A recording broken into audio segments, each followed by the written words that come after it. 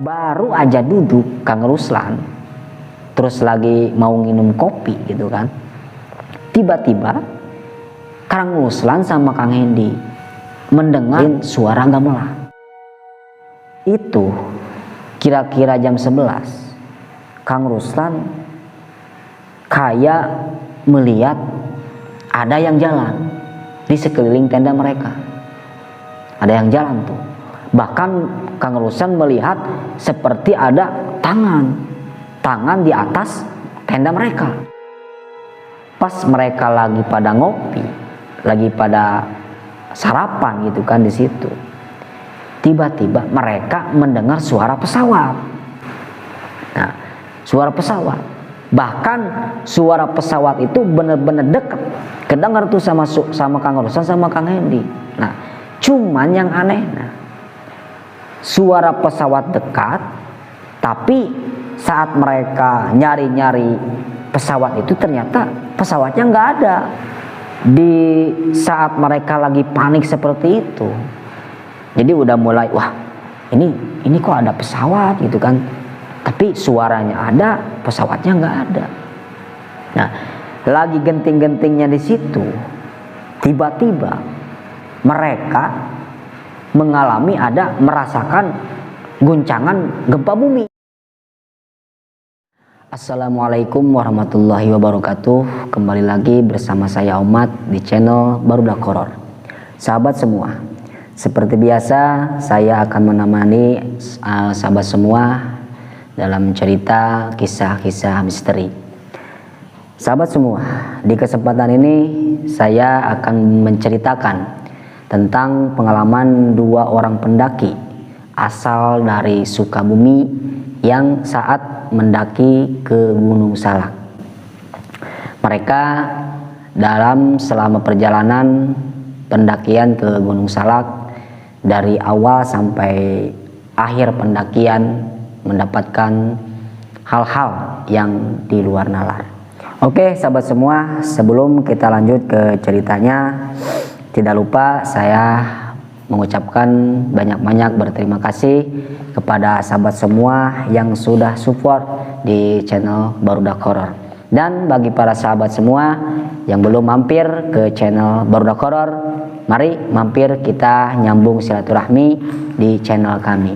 Oke, bagaimana keseruan cerita pengalaman pendakian ini? Pantengin terus channel Barudak Horor. Tetap di Cahor Bahor, cerita Barudak Horor.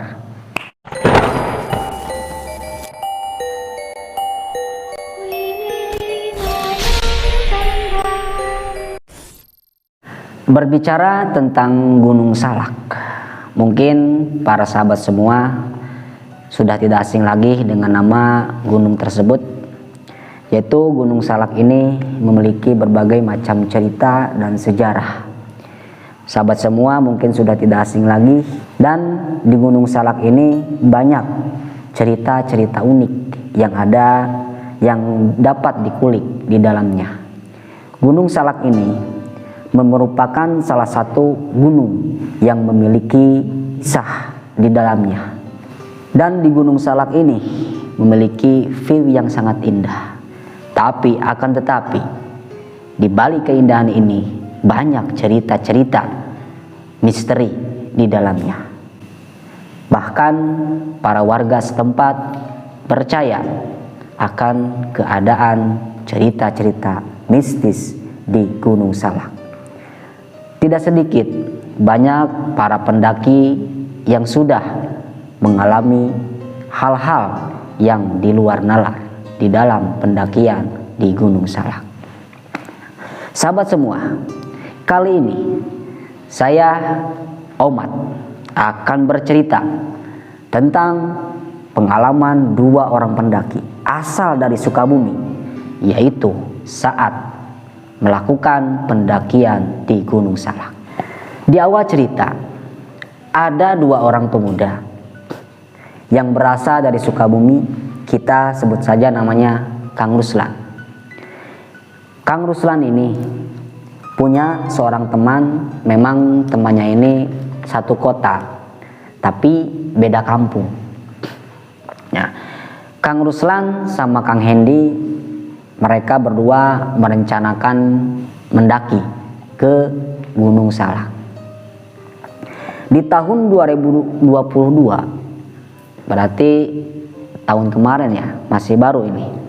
Nah, mereka Kang Ruslan ini bermaksud untuk melakukan pendakian berdua saja, dikarenakan rumah Kang Ruslan ke rumah Kang Hendy ini cukup jauh. Ya, singkat cerita, Kang Ruslan bermaksud sekalian berangkat sambil menjemput Kang Hendy ini. Kang Ruslan berangkat di Kampung Bunga Belur, Takokak, ke daerah Benteng, yaitu daerah Benteng itu tempat di mana Kang Hendy ini tinggal. Nah, dikarenakan jalannya satu arah untuk melakukan pendaki lewat jalan situ, jadi sekalian ngejemput Kang Hendy. Nah, sesampainya di rumah Kang Hendy, Kang Ruslan bertanya lagi sama Kang Hendy, gimana nih, mau berangkat jam berapa? Kata Kang Ruslan. Kata Kang Hendy, udahlah, nanti berangkatnya jam 1 aja, biar jalannya nggak terlalu macet. Ya perkiraan ke sana mungkin subuh lah nyampe.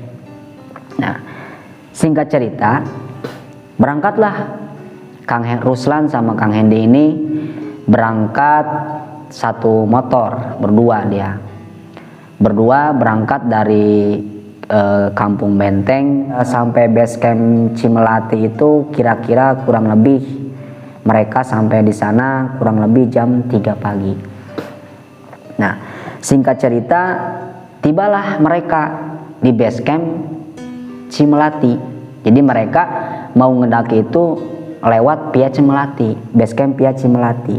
Nah, pas sesampainya mereka di situ di Pia Cimelati, ternyata di base camp itu sepi banget, nggak ada pendaki yang mau naik. Terus di samping itu para penjaga yang ada di base camp itu belum pada datang. Nah, setelah itu dikarenakan Kang Ruslan sama Kang Hendy mau nunggu penjaga base camp, takut kelamaan, dikarenakan pas kesana kan jam 3. Paling kalau harus nunggu paling adanya penjaga paling jam 7 atau jam 6 lah gitu kan. Nah, lalu mereka berdua memutuskan, udahlah, kata Kang Ruslan sama Kang Hendy, udah kita ngetrek aja langsung gitu kan. Jadi mereka nggak simaksi dulu. Nah ini nih bagi para sahabat semua yang dimanapun berada, jikalau Anda semua ingin melakukan pendakian, tolong bisakan disimaksi dulu, supaya kalau ada terjadi hal-hal yang tidak diinginkan kan ada yang membantu dan ada yang bertanggung jawab. Nah, ini mereka berdua nggak simaksi dulu, istilahnya ngedakina ilegal lah gitu ya, ilegal gitu. Nah, singkat cerita, dikarenakan mau nunggu penjaga pos lama gitu kan, mereka berniat langsung ngetrek lah. Nah, singkat cerita, mereka naik tuh. Sesampainya mereka itu kira-kira mulai ngetrek menuju pos 1 kira-kira 3:30 lah. Sesampainya di pos 1 itu jam 4. Dikarenakan mau nunggu subuh, mereka istirahat dulu di sana di pos 1. Nah, setelah itu mereka mendirikan bipas dulu, bukan mendirikan tenda, karena buat istirahat lah, nunggu pagi gitu kan. Nah, singkat cerita, setelah mereka istirahat di sana, tiba-tiba mendengar suara yang lagi ngobrol. Jadi orang-orang yang lagi ngobrol terus kayak kedengaran orang-orang yang lagi pada jalan. Nah, di situ Kang Ruslan nanya sama Kang Hendy, Hen, tuh ada suara tuh. Mungkin ada orang-orang yang mau daki juga. Wah, Kang Ruslan udah seneng tuh, karena yang tadinya sangka Kang Ruslan memang gak ada pendaki, ternyata oh ada nih di bawah tuh, katanya ada yang mau daki. Oh ya udah, kata Kang Hendy, berarti bukan kita berdua, ada juga di bawah tuh yang mau ngedaki. Nah, Setelah itu sudah ditunggu-tunggu, kan tadinya kalau memang ada yang ngobrol itu kalau memang para pendaki kita bareng aja berangkat gitu kan. Nah di situ setelah menunggu kira-kira setengah jam menunggu, ternyata nggak kunjung datang. Lah kok ada suara, terus ada orang-orang berjalan, tapi kok nggak nyamperin ke kita, kata Kang Ruslan gitu. Di situ Kang Ruslan penasaran, nengok tuh ke bawah, nyari-nyari. Pas nengok ke bawah ternyata suara itu nggak ada, tiba-tiba nggak ada. Nah, terus nanya sama Kang Hendy, Kang Hendy nanya sama Kang Ruslan, gimana, ada nggak? Nggak ada katanya, nggak ada orang-orang pendaki ya. Nah setelah itu udahlah. Nah di situ Kang Ruslan memang udah mulai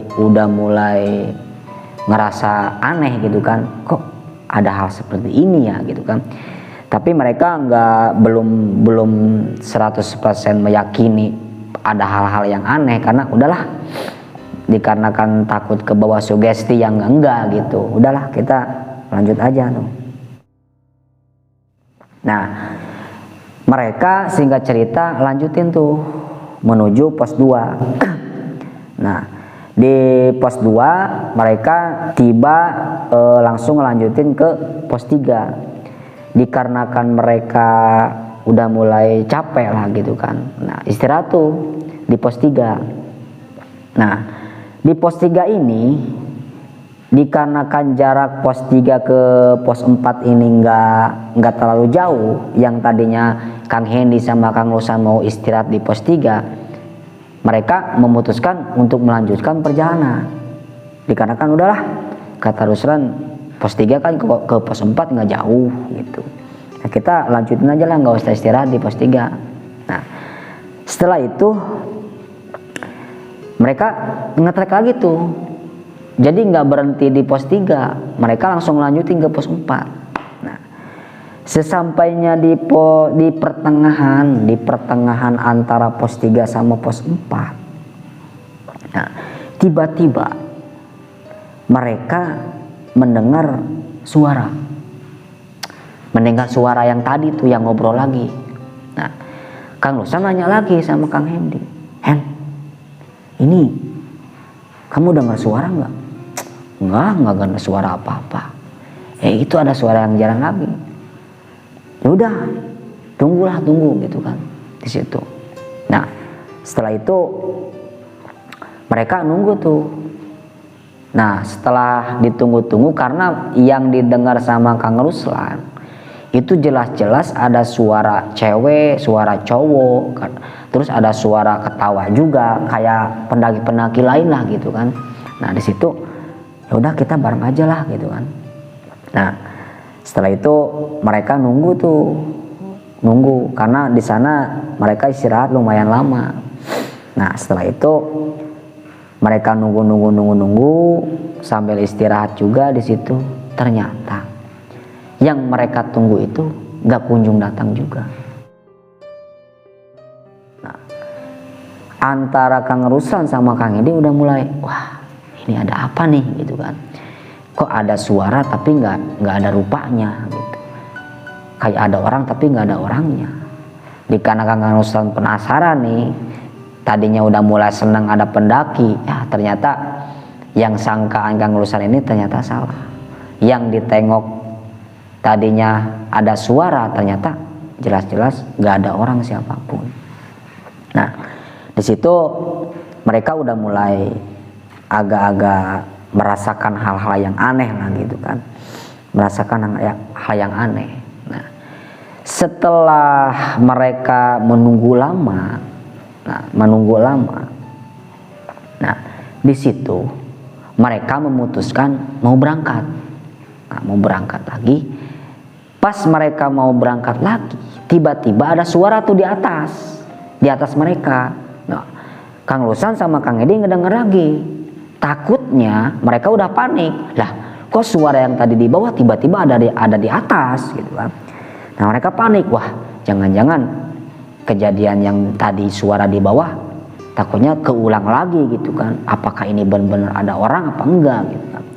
Nah setelah ditelusuri, dilihat-lihat, oh ternyata di atas mereka ternyata ada para pemburu burung gitu kan, warga-warga di sana. Nah setelah itu mereka dikarenakan bertemu sama para pemburu, mereka ngobrol lagi tuh di situ sambil istirahat lah, biasa ngobrol-ngobrol gitu kan. Dikarenakan mereka berdua mau ngelanjutin perjalanan ngetrek, terus dikarenakan nggak mau takutnya kemalaman juga. Nah, di situ mereka memutuskan berangkat lagi tuh, mau menuju pos 5 sampai pos 6. Nah, pas mereka mau berangkat, tiba-tiba tas Kang Ruslan yang dibawa Kang Ruslan itu tiba-tiba berat. Jadi kayak ada bawa beban apa gitu, kayak ada yang duduk tuh di atas tasnya Kang Ruslan. Nah, Kang Ruslan merasa aneh, lah kok ini tas jadi berat gitu kan. Udahlah, nggak usah berpikir apa-apalah gitu kan. Mungkin karena mereka udah kelelahan gitu kan. Jadi nggak terlalu pikir kemana-mana tuh Kang Ruslan saat membawa tasnya terasa berat. Nah, di perjalanan pos 4 sampai pos 5 sampai pos 6, seolah-olah Kang Ruslan ini membawa beban yang agak berat, lah kok ini tas jadi berat gitu kan. Nah setelah itu mereka sampailah ke Puncak Manik. Nah di Puncak Manik itu mereka sampainya di Puncak Manik, mereka itu sampai kira-kira jam 3 Pak, jam 3 sore. Nah sesampainya di Puncak Manik, Kang Ruslan mendengar suara, jadi seolah-olah di Puncak Manik itu banyak orang, seolah-olah kayak banyak orang yang lagi pasang tenda, para pendaki banyak di sana gitu. Padahal yang dilihat Kang Ruslan di Puncak Manik itu nggak ada satupun pendaki kecuali mereka berdua. Nggak ada yang ngedirin tenda, nggak ada orang siapapun di situ, cuma mereka berdua. Tapi Kang Ruslan sama Kang ini mendengarkan suara kayak banyak orang aja gitu, kayak banyak orang yang lagi ngobrol di sana gitu kan. Nah Kang Ruslan berpikirnya positif, udahlah, karena memang di tempat yang namanya tempat kayak gini ya, mereka ini memang tempatnya lah, tempat mereka, makhluk-makhluk halus gitu kan.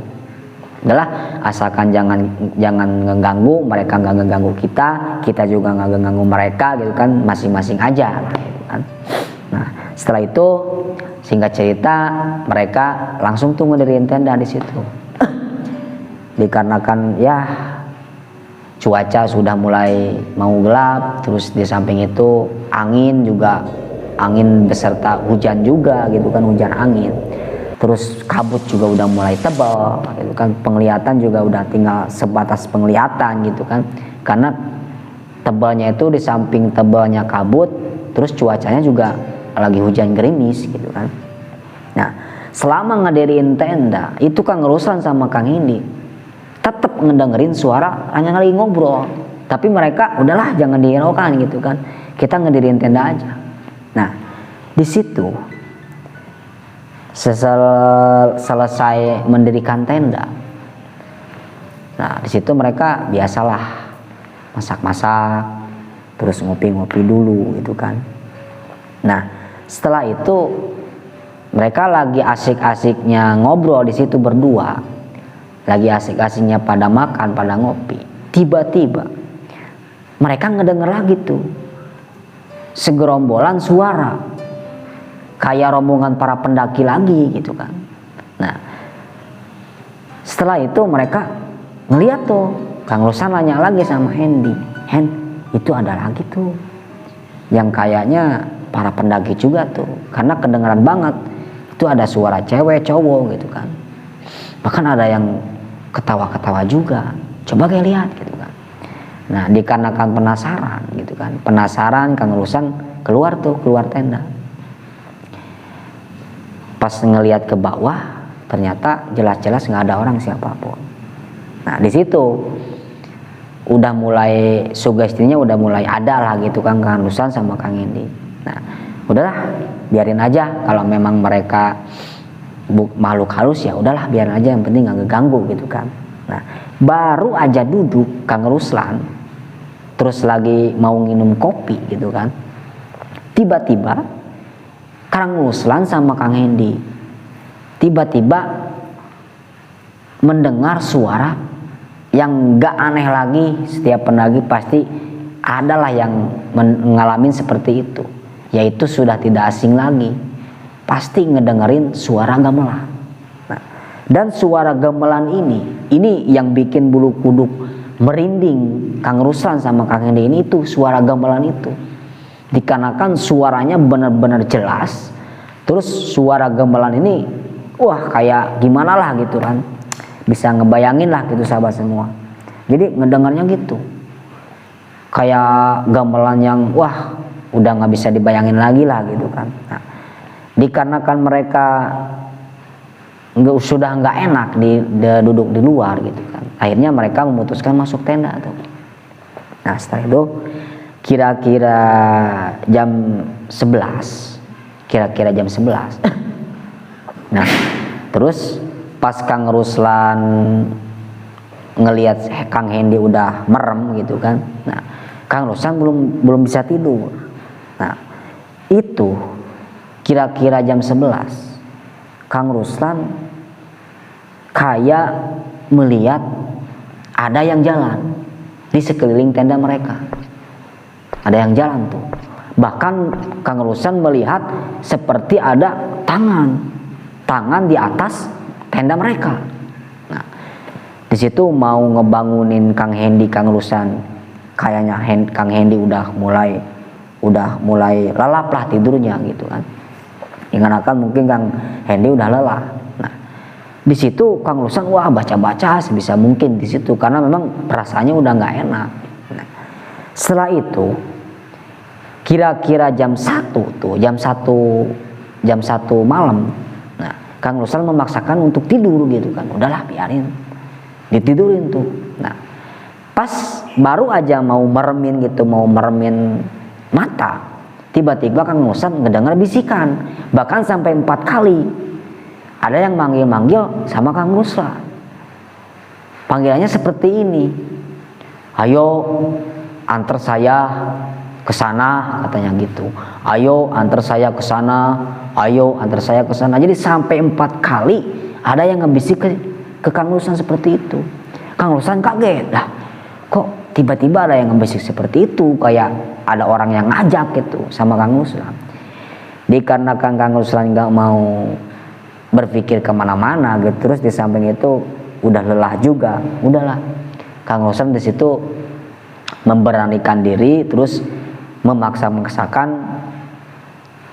tidur gitu kan, supaya nggak terlalu takut mungkin gitu kan. Nah singkat cerita akhirnya Kang Ruslan sama Kang Hendy tidur tuh. Nah singkat cerita tibalah mereka jam 7 pagi, mereka bangun tuh jam 7 pagi biasa masak-masak lah gitu, istirahat lah gitu kan, sambil menunggu mentari pagi lah gitu kan di puncak Manik itu. Nah setelah itu lagi asik-asiknya mereka ngopi, karena memang cuaca memang kabut udah mulai tipis, cuman hujan gerimis mereka. Nah di situ ya nggak kebayangin lah, di puncak gunung terus nggak ada pendaki lain, di samping itu cuaca juga tidak bersahabat gitu kan. Nah tiba-tiba pas mereka lagi pada ngopi, lagi pada sarapan gitu kan, di situ tiba-tiba mereka mendengar suara pesawat. Nah suara pesawat, bahkan suara pesawat itu benar-benar dekat ya, yang namanya di puncak kan seolah-olah suara pesawat itu benar-benar dekat gitu kan, deket banget kedengar tuh sama Kang Ruslan sama Kang Hendy. Nah cuman yang aneh, nah suara pesawat dekat, tapi saat mereka nyari-nyari pesawat itu ternyata pesawatnya nggak ada, cuman suara doang. Otomatis lah kalau memang ada suara pesawat yang, apalagi kalau ini dekat gitu kan, pasti kan ketahuan lah pesawatnya. Nah ini nggak ada. Nah di situ Kang Ruslan inget, takutnya gitu kan, karena kan ya banyak cerita kan, terus ada juga sempat ada kecelakaan pesawat Sukhoi itu kan waktu tahun 2012 itu kan. Nah Kang Ruslan berpikirnya ke situ.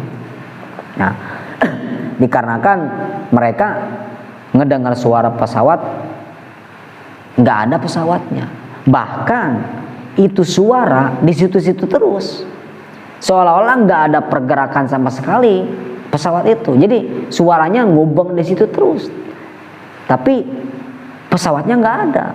Nah di saat mereka lagi panik seperti itu, jadi udah mulai, wah ini kok ada pesawat gitu kan, tapi suaranya ada, pesawatnya nggak ada. Nah lagi genting-gentingnya di situ, tiba-tiba mereka merasakan guncangan gempa bumi. Nah mereka kaget lah, waduh.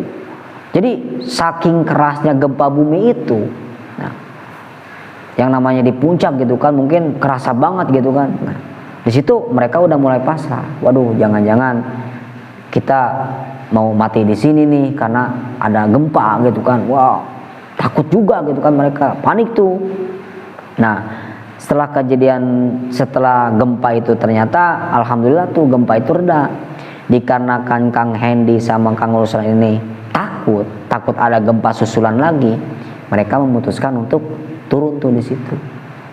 Yang tadinya berencana pengen lama di sana, dikarenakan ada situasi gempa bumi itu, mereka takut ada gempa susulan. Nah akhirnya mereka memutuskan turun gunung. Nah dikarenakan pulangnya buru-buru gitu kan, langsung beresin tenda, langsung wah buru-buru gitu kan. Nah setelah itu Kang Ruslan pengen buang air kecil. Nah di situ Hen, tungguin dong, gua mau buang air kecil dulu. Yaudah tunggu gitu kan. Nah di situ Kang Ruslan nyari semak-semak tuh. Nah dan yang salahnya Kang Ruslan ini, Kang Ruslan buang air kecil itu di area makam Mbah Salah. Nah di situ Kang Ruslan, singkat cerita, Kang Ruslan buang air tuh.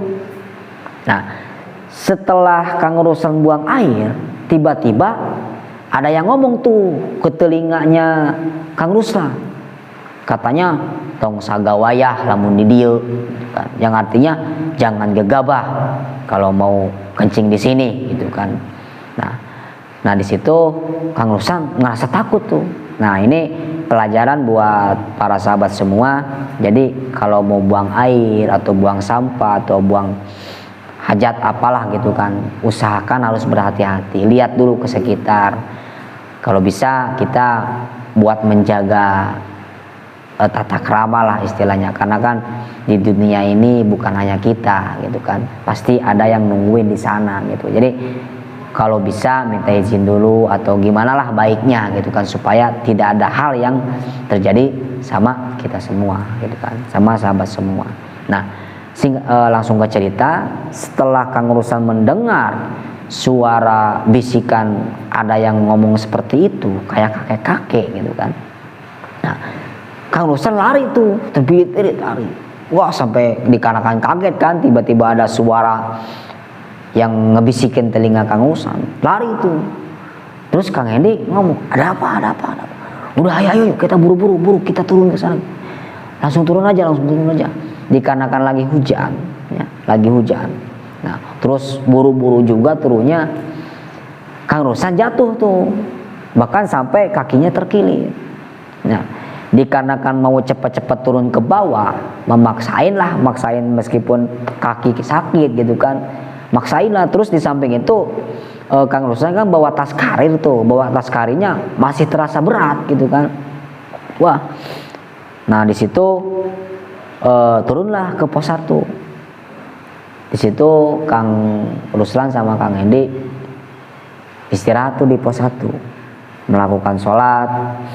Nah di situ setelah turun di pos 1 mereka istirahat, dan mereka itu istirahat di shelter yang katanya shelter itu bekas evakuasi korban waktu ada korban jatuhnya pesawat Sukhoi.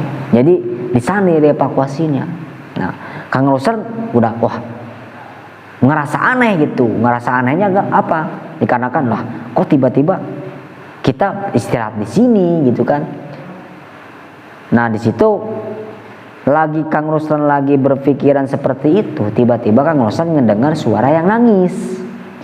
Jadi suara tangisan ini tangisan perempuan yang benar-benar menyayat hati lah gitu kan, kayak orang nangis lagi kesakitan gitu kan. Nah setelah itu Kang Ruslan kaget tuh. Nah ngajak lagi sama Kang, udahlah kita jangan istirahat, jangan lama-lama di sini. Saya nggak dengar suara yang nangis nih.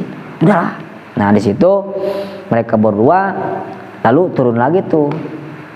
Nah tapi mereka berencana untuk mampir ke Curug Citaman, dikarenakan posisi mereka sepatu juga pada kotor, dikarenakan tadi bekas catu ya, terus hujan juga. Jadi mereka berdua bermaksud ke Curug Citaman itu untuk bersih-bersih lah gitu kan, dikarenakan kotor, kelihatan kotor. Nah di situ berangkatlah ke Curug Citaman. Nah di sana Kang Ruslan menemukan hal yang aneh lagi. Sesampainya di Curug Citaman, tiba-tiba Kang Ruslan dipertemukan sama seorang perempuan yang memakai kebaya merah. Nah posisinya itu perempuan yang berkebaya merah ini di atas curug itu. Nah terus rambutnya terurai. Adalah antara Kang Ruslan ke curug itu ada 15 meteran. Cuman memang wajahnya nggak terlalu kelihatan, tapi jelas-jelas banget itu perempuan, rambutnya panjang, kebaya merah. Nah setelah itu Kang Ruslan bengong aja gitu kan, lah itu siapa gitu kan. Nah terus nanya sama Kang Hendy, kamu lihat nggak ada perempuan itu di atas curug? Nggak ada katanya, nggak ada siapa-siapa. Nah di situ cuman Kang Ruslan doang yang lihat. Dikarenakan mereka Kang Ruslan udah panik, udahlah buru bersih-bersih gitu kan. Nah takut ada apa-apa gitu kan. Nah setelah Kang Ruslan sama Kang Hendy membersihkan pakaiannya, membersihkan badannya gitu kan, pas ngelihat ke curug lagi ternyata perempuan itu tiba-tiba nggak ada. Nah kagetlah Kang Ruslan, wah kok ini aneh gitu kan. Nah setelah itu mereka bermaksud ke base camp lagi. Nah setelah mereka tiba di base camp, mereka lalu ngambil motornya di tempat parkiran gitu kan. Dikarenakan udah mulai lelah, udah mulai capek, dari awal nge-track sampai turunnya juga mendapatkan hal-hal yang aneh gitu kan, yang di luar nalar gitu kan. Nah di situ mereka langsung menuju ke pulangan mereka lah.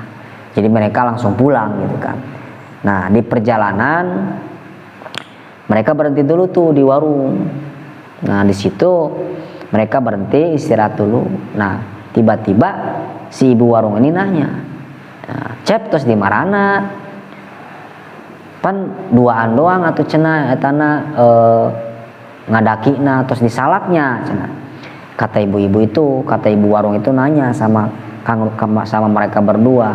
Nah, kata Kang Ruslan, iya bu, saya habis ngedaki di Gunung Salak.